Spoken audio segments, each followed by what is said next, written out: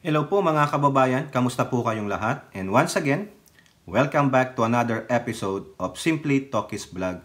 Pag-usapan natin mga kababayan, itong ginawa ng Pangulong Marcos. Naku, mukhang mababatikos na naman dito ang Pangulong Marcos mga kababayan. No? Mukhang ang timing nito mukhang napaka-delicates mga kababayan. At ganun din po, meron pong isang dating kaalyado ng mga Duterte, no? Ito po talagang fierce critic na ito ng mga Duterte, no? From kakampi to kritiko, no? May sinabi po siya kay BP Ninyong Pusit, no? Matindi po yung kanyang sinabi. At ganun din po yung video na kung saan ang inyong BPing Pusit ay kinokontra ang sarili. At siya po ang masasabi kong the Grinch that stole Christmas. Grinch po ito. Sa akin ano lang to, hypocrite.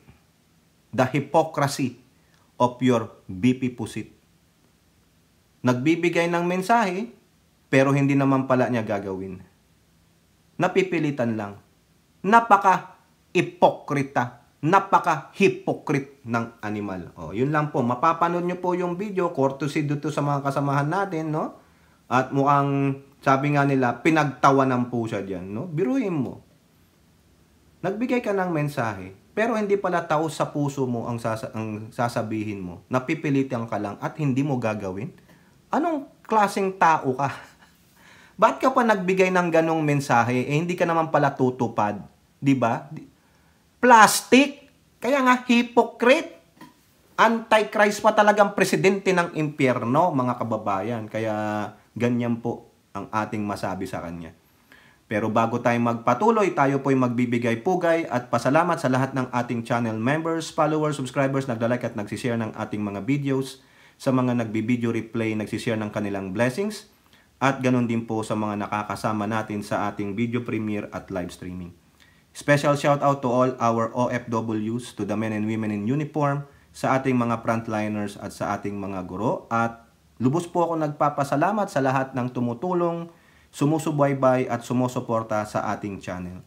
May God bless us all, may God bless our country, and may God bless this Marcos administration and protect it from the evil forces like the Dutertes and their minions.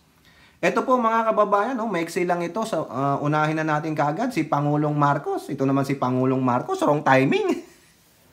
Bakit ka po nasabing wrong timing? Kasi po, with this filing of 2 impeachment complaint against the Vice President of yours, na si Pusit, ito po ang ginawa ng Pangulo. Sa GMA News, Marcos meets House members in Palace for scheduled fellowship. Ay, ano yung scheduled fellowship, Pangulo? Ano yung scheduled fellowship? Bible study talkies. Okay, Bible study. Ano po ang topic sa ating Bible study? Ano ang magandang topic sa Bible, mga kababayan? Yung house members. Remember, house members. Okay, ano ang maganda? Faith, hope, and love. Di ba? Yan. Kasi Christmas faith, hope, and love. Ayan, Bible verse. Ano ba yan? 1 Corinthians chapter 13, verse 13. Sa Tagalog, unang Korinto, kapitulo 13, versikulo 13. Mahilig kayo sa 13. Di ba? So now, faith, hope, and love abide, these three. But the greatest of this is love. Yan din ang sabihin natin dapat kay Pusit mamaya. 1 Corinthians 13:13. Pangulo, ano ba? Ayan ba yun? O baka naman sa Hebrews, mga kababayan. Hebrews. Meron din yan sa Hebrews. Di ba? Yung mga magagaling dyan sa Bible. Hebrews. Ano ba meron? Ano po ang depensa ng PCO dyan? Presidential Communications Office. Sabi dito, the gathering is meant to be a fellowship between the office of the President and members of the House of Representatives, which was already scheduled some time ago. Ay, matagal na palang na-schedule ito, Elora. Ikaw naman, kung ano-anong iniisip mo. Ikaw, Mio, ha? Kung ano-anong iniisip ninyo. Bad po yun. Oo, ba't di nyo tularan si Suset? Si Suset, napaka-Diyos niya. Laging nagba-Bible study yan, si Suset. Di ba? O, tanong nyo pa kay Maritel. Ikaw, Maritel, nagba-Bible study ka ba? Matagal na pala. Pero, ha? Ito ang ano dyan, ang magiging perception. Ay, nag-fellowship kunwari. Pero, baka kakausapin yung mga house member na wag nang i-impeach si Pusit. Patay! Bakit ganun ang nasabi mo, Tokis? May binanggit na siyang una eh. Di ba sabi niya, yung lumabas na breaking news ni Taberna, na sinabi daw ng Pangulo, wag nyo nang i-impeach yan. She is unimportant in a grand scheme of things. Tapos inamin ng Pangulo, lumabas na eh.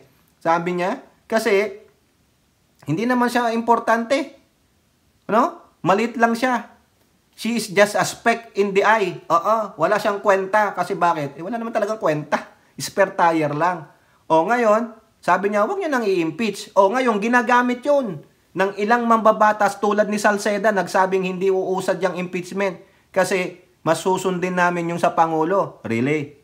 Lahat ba ng majority ba ng mambabatas ay kukunin yung sentimiento ng Pangulo? Remember, nag-opinion siya bago mag-file ng impeachment cases itong mga progressive group nila, sila Trillanes, sila De Lima at ilang mga party list. Di ba? Now, sabi rin sa Senado, nung mga mambabatas na senador, ayaw nila ng impeachment. Ginagamit nila taking from the cue of what the President has said. Ngayon, eto, ano isipin natin?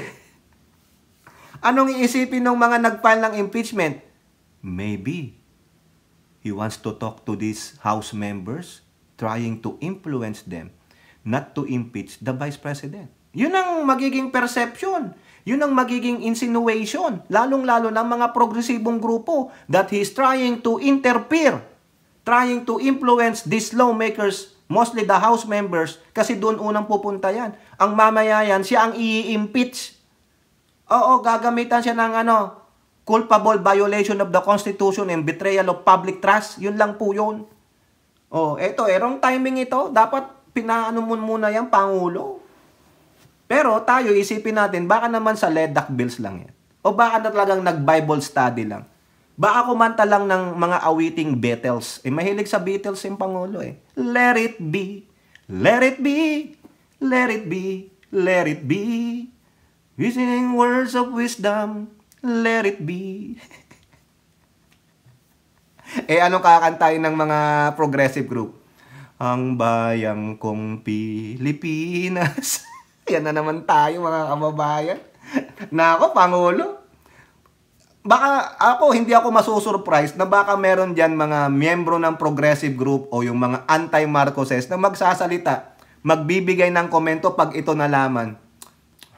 He's trying to influence the House members not to impeach the Vice President. Pag nagkaganon, nako, Pangulo, mayayari tayo nito. No? Tiyak to, maglalabasan yung mga ibagsak! Ibagsak! Ibagsak! Yan na naman tayo. Protesta na naman, mga kababayan. O bakit? Ha? Bakit? Eto na naman, nakapanood tayo ng video na sa Net25, yung isang anchor doon. Tahasan nila. Publicly they announce. Nasabi daw nung pamunuan ng Iglesia ni Cristo na sila ay sosuportahan nila ang sinabi ng Pangulong Marcos na wag i-impeach yung Vice Presidenting Pusit. Ha? Nasaan ang separation of church and the government? Makikialam na sila. Kasi bakit? Ang Katoliko nakialam na eh. Ba't ko nasabing Katoliko nakialam na? Doon po sa filing ng complaint ng impeachment may mga Madre pare. O di ba si Father Efren Reyes, the running priest. O di ba pare yun? May dalawang senyora na madre. Panoorin nyo yung video, may madre naglalakad doon, o di ba? Baka ito, wala na. Wala nang separation of church and the government. no? Kaya, ewan ko kung totoo po yun kung totoo po yung veracity ng video na yun ay ito authentic, umamaya AI lang yun. At para siraan ng Iglesia ni Cristo, di ba? Sana magbigay po ng statement ang INC, pamuno ng INC na, oy, hindi namin sinabi yan. Baka deepfake yan. O di po ba? Kaya dapat alam naman natin na malaki rin ang pangalan ng Iglesia ni Cristo. Kailangan nilang iano ang credibility nila. Kung lalabas sila, sabi nila, lalabas daw ang mga miyembro na magpro-protesta din sila for peace, no? Na wag i-impeach ang vice presidente. O ang sabi ng mga didishit o kumampi ng iglesia sa kanila, totoo po ba yan? Nasasama kayo sa kilos protesta, yung mga didishit gustong pabagsakin yung Marcos administration tapos kayo sasama? Tama ba yung claim ng didishit na kakampi kayo sa kanila? Ayaw i-impeach yung VP Sara, kakampi sa didishit na gustong ipabagsakin yung Marcos administration. Ano ba talaga kayo? Ang gulong mga kababayan. Kaya ito, dapat magbigay ng official statement ang pamunuan ng iglesia kung totoo man yung sinasabi dun sa video, mga kababayan. Siguro lahat kayo napanood yan. Sinasabi dun, Net25 anchor yun na nakatanggap daw sila ng sulat mula sa pamunuan na susundin nila yung sabi ng Pangulo at tapos sila ay magproprotesta din, magsasagawa ng peace rally. Sabi ng DDC, ay kumampi na sa amin ng iglesia. Ganun ba? Kakakampi sa inyo iglesia, gusto nyo pabagsakin ng Pangulo namin. Ano ba talaga ang gulo ninyo, mga visit? Di ba? Kaya ako natatawa na lang ako sa inyo Hindi po ako naniniwala sa ibang mga sektor ng religion na alam nila ang separation of church and power. Most of them, but not all of them, are really mingling to the affairs of the government. Yun lang yan. Bibihira lang po ang mga simbahan, no? Whether yung Catholic or not, no? Christian groups na talagang hindi sila nakikialam sa politika. Only the matters of the church, yun lang po ang problema nila. Ang pinagtutunan. Pero most of this, because of the personal interest of leading that church group. Wala po tayong binabanggit pero dapat sa INC, magbigay po kayo ng official statement. Kasi mamaya, deepfake yun di ba, dinayari tayo dyan. Kaya, kung totoo man yan, ako bahala kayo sa buhay ninyo. Now, punta tayo dito. Sa dating kakampi ng Duterte, PDP laban ito. Secretary General ito dati, si Attorney Matibag. Ang asawa po ni Attorney Matibag ay representante ng Laguna, no? Kumalas po ito, nagbitaw sa PDP laban. Siya rin po yung nagsabi na yung Bratanela si Pusit, ngayon, ang sabi niya sa Daily Tribune, game over for Bratanela. Yun po yung kanyang article diyan sa Daily Tribune, his opinion. What began as an ambitious power grab she and her allies initiated in Congress has ended in humiliating defeat for Vice President Sara Duterte, the self-styled Bratanela of Philippine politics. At talaga naman. Sige nga, kontrahin mo nga ito, Pusit, Dating kakampi nyo ito. Once positioned as dominant force poised to extend the Duterte dynasty rule, Sara's chaotic gambit to wrest power from President Marcos Jr. has backfired spectacularly. Talaga. Totoo naman. Instead of consolidating her position, she has alienated allies, squandered political capital, and hastened, pinabilis, the downfall of her family's once formidable political empire. Correct. Dahil nga sa kayabangan, at siya daw po ang presidente ng impyerno. Sino ba naman ang papanig, mga kababayan, sa mga ganong pananalita? Lalong-lalo na yung kanyang pagwawalwal, di ba? Yung huling walwal niya. Talagang sinira niya Siya ang sumira sa sarili niya dahil nga feeling niya na sa kanya pupunta ang suporta ng taong bayan. Hindi po. Nagkamali ka. Wrong move. Sara's move to seize control was not subtle. She sought to position herself as the real center of power in the Marcos administration. demanding control of both the military and the national budget. In her mind, President Marcos Jr. owed her the presidency. O, tingnan mo. Hindi nga ikaw, kapiling niya, sabi niya, sa akin na ang presidency noong 2022. Binigay ko lang kay Marcos. Kaya may utang si Marcos sa akin. Ulul! Di ba? Sabi nga ng Pulse Asia, yung sa video ni Admin Rich. Oh, salamat po Admin Rich. Sabi ng Pulse Asia, si Bongbong ang leading eh. Bakit kasi hindi ka tumakbong presidente? Mukha kang tanga tuloy. Kaya ngayon, spare tire ka lang, palamuti ka lang. Yung palamuti pa, ha? Yung walang kakwenta-kwentang palamuti, siya pa ang sabing, ako ang bituing. Walang ningning. Ay, sorry naman kung nagamit po. Sana hindi tayo makapiright. Di ba? Oh, an entitlement that emboldened her to disrespect him without regard for the institution he represents. O, ang sabi dito, ha? Tagalogin natin. Nagdidemand siya ng control sa military at national budget.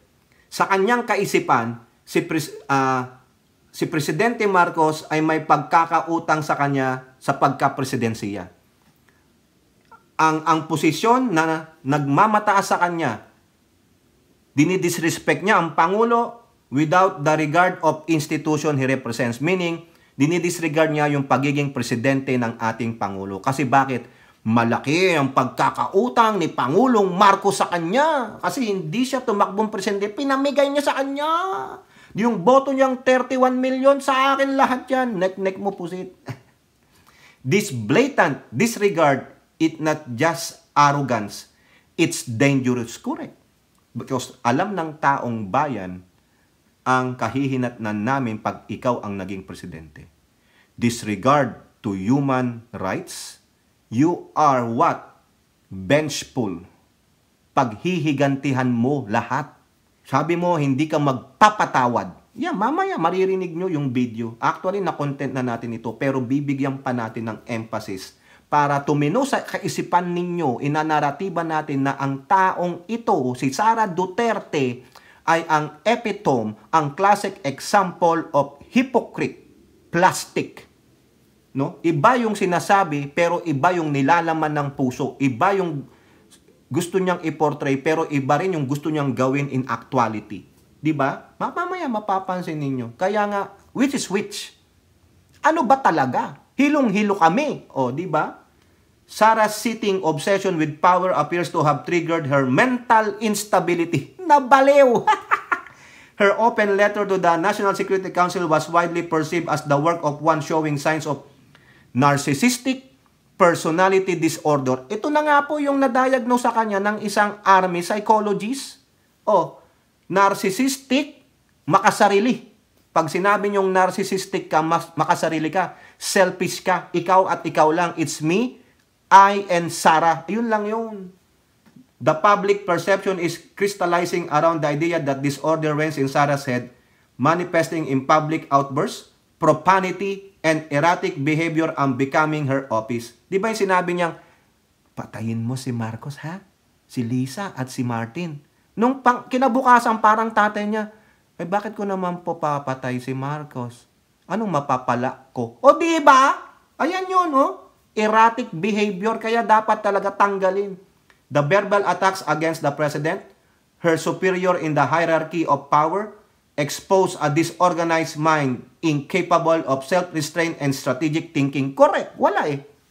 Kung baga nasa, yan ba yung Interstellar? Napakalawak. Doon sa napakalawak, oblivion. Parang nasa universe ka. Ang dami niya, oh, hindi niya alam kung anong kukunin niya. Ang dami galaxy. You are lost. Di ba? Lost in space of inside her brain. Worse, this mental chaos has not remained confirmed to her person but has seeped into the realm of national politics, creating an atmosphere of dysfunction and discord. Therefore, Sara, the Bratinella equals disorder raised to the second power.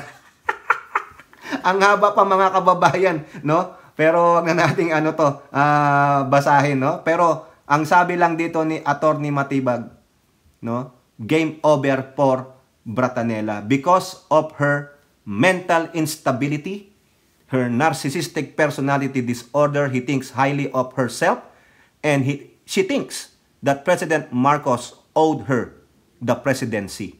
Hindi po. It's all about Sara Duterte. It's I, me, and Sara. It's all about her. Okay? Pero ang sabi nga ni Risa Hontiveros, it's not all about you, Madam Vice President.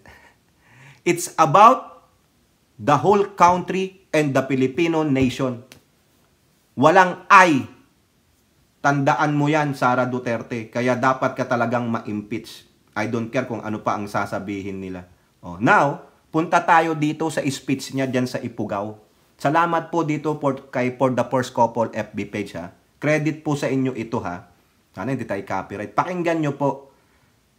Kaya nga sinabi ko sa inyo kanina, which is which? Ano ba talaga ang dapat sundin ng mga kababayan natin? Iba yung binubuka ng bibig mo, pero iba yung nasa isip at puso mo.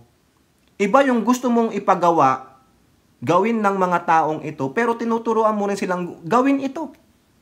Kung baga meron kang yung biglang bawi, hindi ko alam kung biglang bawi yan mga kababayan. Hindi ko ako litong-lito eh. Ano ba talaga ang gusto mong sabihin? Ha, pakinggan nyo po. Oh, ito po. Forgiving, giving, and loving. Lagi ko pong sinasabi na depende po yan sa tao. Pero dahil ako ay Vice President, kailangan ko sabihin sa inyo na yan po ang mensahe at diwa ng Pasko. Pero po ako, hindi po talaga ako magpapatawad.